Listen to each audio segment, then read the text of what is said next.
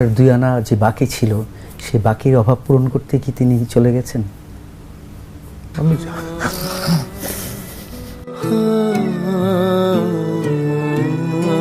তুমি ছাড়া আজ একাই স্বপ্নের লাশ ঘর।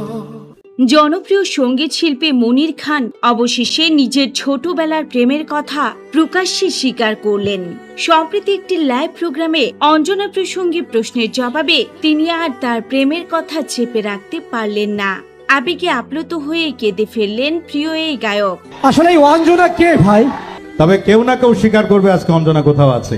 মনির খান বলেন, অঞ্জনাকে ভালোবেসে জীবন কাটালাম, ও আমার কৈশোরের প্রেম, না হলে এত বছর তাকে মনে পুষে রাখতে পারতাম না। স্কুল জীবনে সেই প্রেমের কথা স্মরণ করে তিনি জানান, অঞ্জনা ক্লাস 7-এ আর তিনি 9-এ পড়তেন। পাশাপাশি স্কুলে চলাফেরার মধ্য দিয়ে তাদের মধ্যে গভীর বোঝাপড়া গড়ে ওঠে।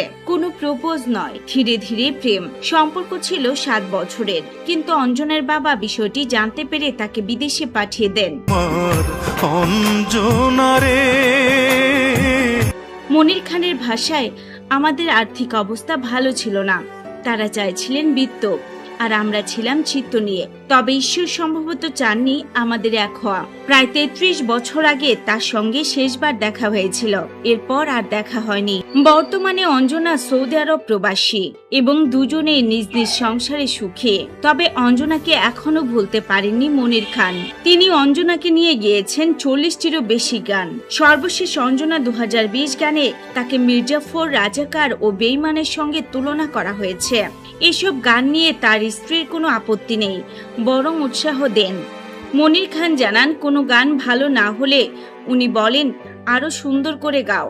কৈশোরের অপূর্ণ প্রেম আজও যে তার হৃদয়ে অম্লান রয়েছে, লাইভে কাঁদতে কাঁদতে তাই প্রমাণ করলেন মনির খান। দর্শক শ্রোতাদের মনে নতুন করে নাড়া দিয়েছে এই আবেগঘন স্বীকারোক্তি।